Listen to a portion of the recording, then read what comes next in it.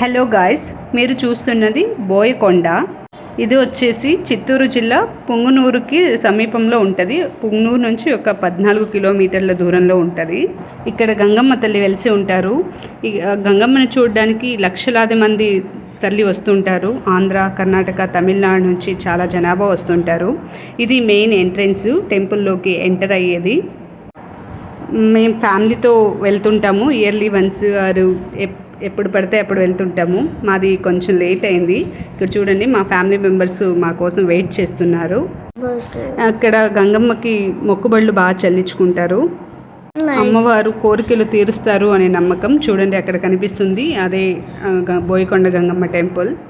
మేము దర్శనానికైతే వెళ్ళొచ్చేసి ఇక్కడే వంటలు అయితే రెడీ చేసుకున్నాం. వచ్చిన వాళ్ళందరూ అక్కడే చేసి తినేసి బయలుదేరుతారన్నమాట. ఏమేమి వంటలు చేస్తాం అనేది నేను నెక్స్ట్ వీడియోలో చూపిస్తాను. Thank you for watching.